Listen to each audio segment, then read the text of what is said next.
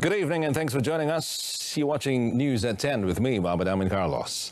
Well, National Unity Minister Dato' Halimah Muhammad Sadiqi urged Malaysians to remain united and not let a global pandemic tear the country apart. In a statement issued today in conjunction with National Day, Dato' Halimah said Malaysians should live by the principles of the Rukun Negara as it embodies the values of peace, unity and harmony which form the bedrock of Malaysia's progress. Well, she said although this year calls for a shift from our yearly celebrations due to COVID-19, what remains constant is the love for the nation and the strength that Malaysians have as a society. Well, Dato' Halimah also reminded Malaysians not to forget the sacrifice of their forefathers in building the nation. She added that Malaysia's rich diversity should not be taken for granted as it is the foundation of the nation. Dato' Halimah also said that it is everyone's collective effort, togetherness and maturity that has driven the progress of the country. As the country moves forward, well, she said Malaysians must do their part to uphold the spirit of harmony and unity. Most importantly, Malaysians must ensure that they pass on this spirit to their young for Malaysia to continue to thrive.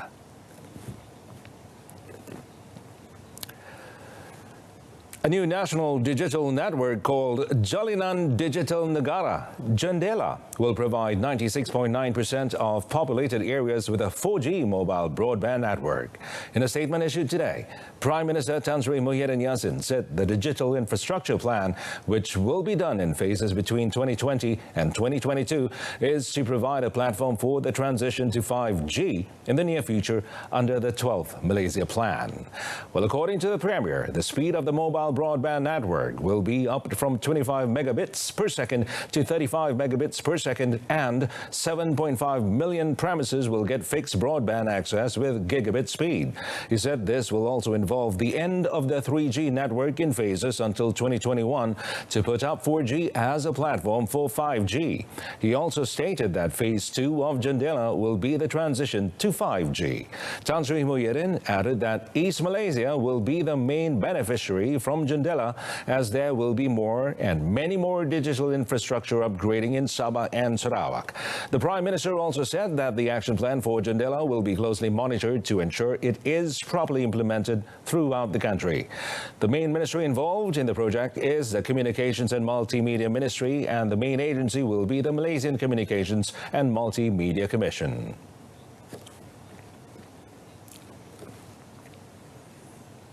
Malaysia will not bow to any claims for Sabah. Prime Minister Tan Sri Muhyiddin Yassin strictly declared that Malaysia will defend the state at all costs and there will be no compromise on any issue regarding the sovereignty of Sabah. I must state here, we will never concede. Kita tidak akan tunduk pada tuntutan seperti itu. Sabah kekal dalam Malaysia. It is an integral part of Malaysia. Jangan ada usaha untuk menarik Sabah keluar daripada Malaysia. Dan jangan ada usaha orang lain daripada Malaysia menuntut Sabah untuk menjadi sebahagian daripada wilayah mereka. We will never concede that. We will fight to the very end untuk defend Sabah. The Prime Minister commented on the issue regarding the printing of the Sabah state map on Filipino passports proposed by a member of the Committee on Foreign Affairs of the Philippine House of Representatives recently. Tan Sri Muhyiddin highlighted the necessity of guarding Sabah borders in order to prevent trespassing by illegal immigrants. Barisan Nasional has clinched a landslide victory in the Slim by-election today, with its candidate Muhammad Zaidi Aziz securing 13,060 votes to retain the seat for the coalition. Now, Muhammad Zaidi, who is also Tanjung Malim UMNO deputy chief, defeated two others with a 10,945 vote majority. Independent candidate Amir Kushairi Muhammad Tanusi, backed by Parti Pejuang Tanah Air Pejuang, secured 2,115 votes, while the other independent candidate S. Santarasekaran obtained 276 votes. Well, the results were announced by returning officer Samsul Ridwan Idris at the vote tallying centre at the Dewan Sri Tanjung of Tanjung Malim District Council tonight. And a total of 22,749 people were eligible to vote at the 12 polling stations, which had started at 8 a.m. and closed this evening at 5:30 p.m. The voter turnout for today's by-election was 68.4% when polling closed at 5:30, with a total of 327 rejected votes.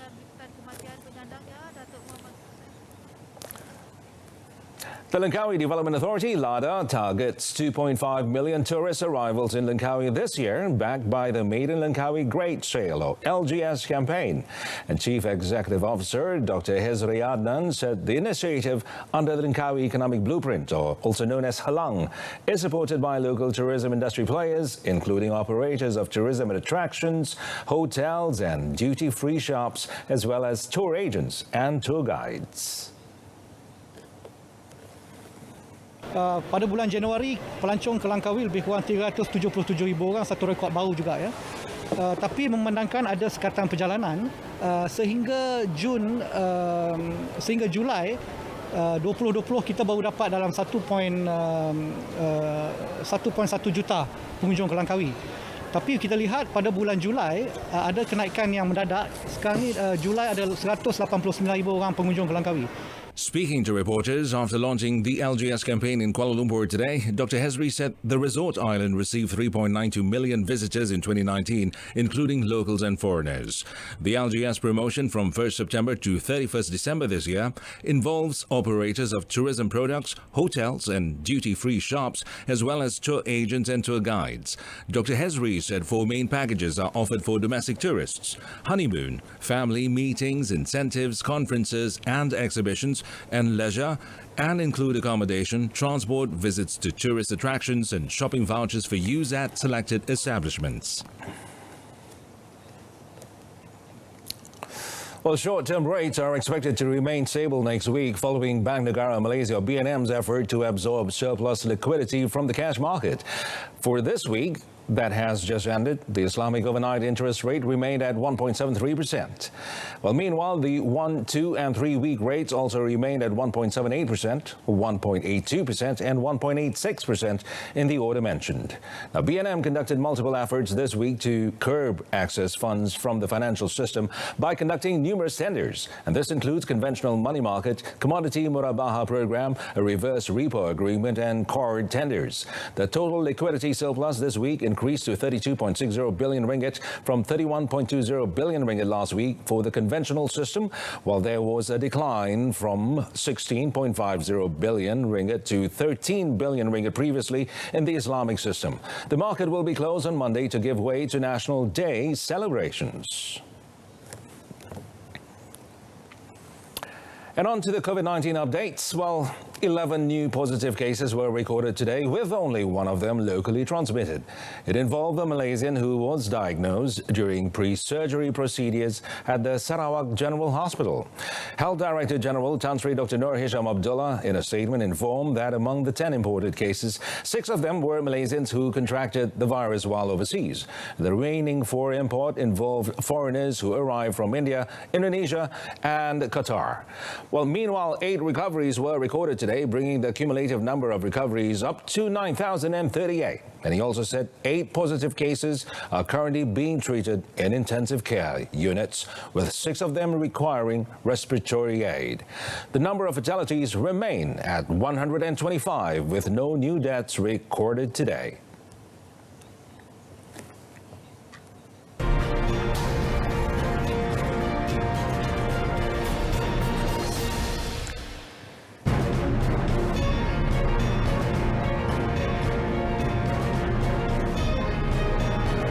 Coming up, increase in compound. Ministry to get views, feedback from public.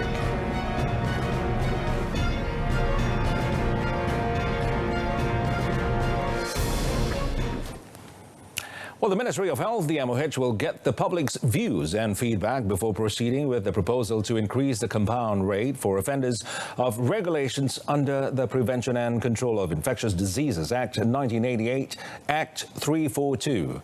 Its Minister, Dato Sri Dr. Adham Baba, today said the move was necessary as there had been quarters asking for the compound to be reduced.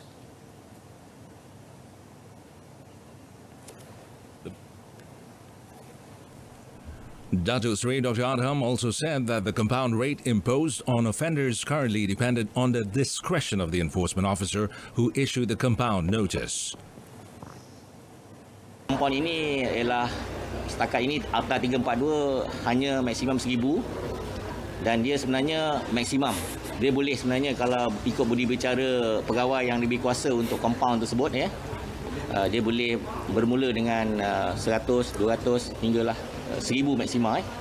Tetapi compound yang lebih 1,000 tu ialah kesalahan yang betul-betul dilihat sebagai perkara yang wajar kerana dia tidak mematuhi SOP. He told this to reporters after attending the handing over ceremony of 100,000 pieces of face masks to Pertubuhan Gabungan Tafiz Negeri Johor and launch of EconSave's face mask price at EconSave Taman Daiman Jaya in Kota Tinggi, Johor today.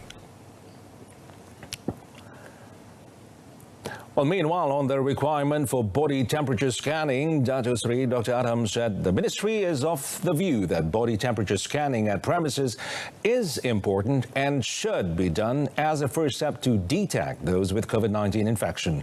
While the move, he said, facilitates the ministry in separating those with and without symptoms or otherwise, as those with symptoms would be isolated for further treatment.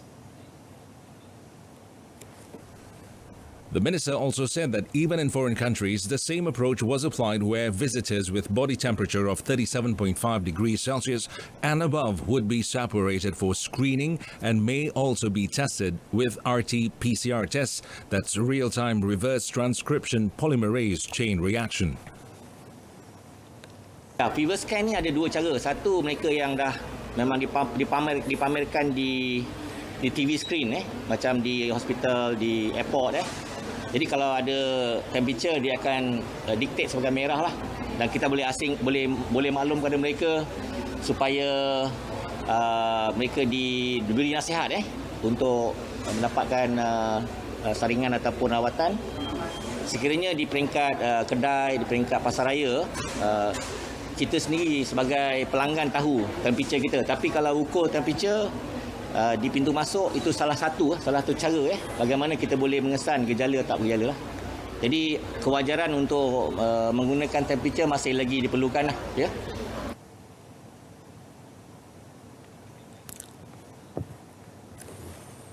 Well, 3,216 individuals, or 14.4% of the 22,360 residents of Amanjaya, Sungai Petani, Kedah, have underwent COVID-19 testing yesterday.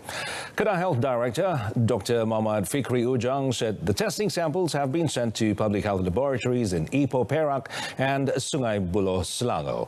Well, the testing was conducted by 700 health personnel in the Kenanga, Melur and Mawar zones affected by the Enforced Movement Control Order, EMCO. Well, 6 sample collection centres were opened with 2 centres in each zone, operating from 8 a.m. to 8 p.m. And for the Kenanga zone, tests were conducted at Sekolah Kebangsaan Ambangan Heights and Surau Muhammad Al-Fateh. As for the Mawar zone centres were at Surau Al-Ikhlas and Surau An-Nur, while for the Melur zone, Masjid Al-Imam An-Nawawi and Surau Salahuddin Al-Ayubi. Meanwhile, Kedah State Health Department continues COVID-19 awareness efforts through pamphlet distributions, house visits and social media postings. Well, despite entering the 81st day since the Recovery Movement Control Order was implemented, there are still many individuals who breach SOPs, with 79 arrests made yesterday. And Senior Minister for Defence, Dato Sri Ismail Sabri Yaakob, in a statement said 51 of them were compounded. And commenting further, Dato Sri Ismail Sabri said the Royal Malaysia Police, PDRM, conducted 64,776 security checks yesterday. Now, the statement also said that most common offences were pub and nightclub activities, failure to prepare entry and exit logbooks at premises hosting private parties, premises operating past RMCO-regulated business hours, and not wearing face masks. PDRM also erected 64 roadblocks in Binting nationwide, in which 30,120 vehicles were checked to halt the entry of illegal immigrants via rat trails. However, no arrests were made. The senior minister added that PDRM conducted 459 checks yesterday on individuals undergoing mandatory 14-day quarantine at homes and found that all of them were complying with SOPs.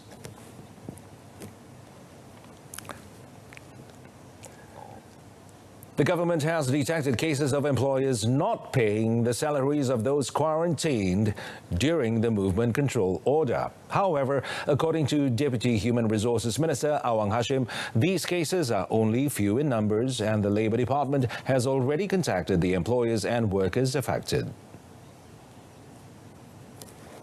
Saya nasihat kepada majikan ketika ini supaya kita kena berbincang dengan pihak kerajaan kalau betul-betul ada masalah, dan kita kalau boleh kita nasihatkan supaya jangan ambil kesempatan daripada COVID yang diisiarkan oleh kerajaan ini, sebab ini adalah nyawa musuh yang kita tidak nampak. Meanwhile, the Bencana Incentive and Employment Insurance System can lighten the load on affected employers and workers. Stern action can be taken towards employers who fire workers during the MCO under Act 342 of the Prevention and Control of Infectious Diseases Act 1988.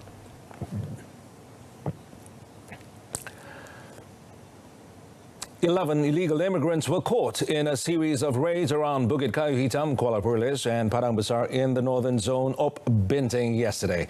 And acting on information by intelligence from numerous agencies and the public, police also confiscated 1,200 kilograms of katum leaves and drugs. And according to a statement by the Malaysian Infantry 6th Brigade headquarters, the first arrest was made at two separate locations in Bukit Kayu Hitam. The two illegal immigrants believed to have been working in Pahang and Kedah respectively were headed home to Myanmar after the lack of job opportunities due to the ongoing COVID-19 pandemic. Also seized were two motorcycles and a four-wheel drive vehicle registered with Malaysian number plates. All suspects and confiscated items estimated to be worth almost 28,000 ringgit have been handed to the Kota Putra and Bukit Kayu Hitam police stations for further investigation. 6 months without seeing any action, Malaysia Super League officially resumed with league leaders JDT maintaining their undefeated streak with a 3-2 win over Pahang. In the match at Darul Makmur Stadium, Kuantan, Pahang conceded 2 goals as early as the first 15 minutes with JDT import player from Argentina, Leandro Velasquez, blasting the opening goal through a free kick in the 4th minute. 19-year-old Muhammad Ramadan Saifullah, who was making his debut in the Super League, then cleverly deceived the Pahang defense and goalkeeper before finding the net in the 15th minute, while Gonzalo Cabrera's penalty kick in the 35th minute put JDT in a comfortable lead, 3-0. However, the absence of Muhammadu Sumare, who did not join the team training for more than a month, did not affect the Pahang strike force as they rose to close the gap and scored 2 goals courtesy of Muhammad Faisal Abdul Halim and Harold Golon in the 40th and 45th minutes respectively. The 3-2 score remained until the end of the game, which saw JDT maintain an unbeaten record in 5 matches, thus remaining on top of the Super League standings after collecting 13 points, while Pahang fell to 6th place. Well, meanwhile, in the Premier League, Negeri Sembilan shocked undefeated league leaders Terengganu FC 2 with a 1-0 win after midfielder Sansuke Nakatake scored a last-minute winning goal at the end of game at Stadium Tunku Abdul Rahman Paroy. During the first half, the visiting team, Terengganu FC 2, dominated the game with a series of attacking by duo Bruno Suzuki and Jordan Menta.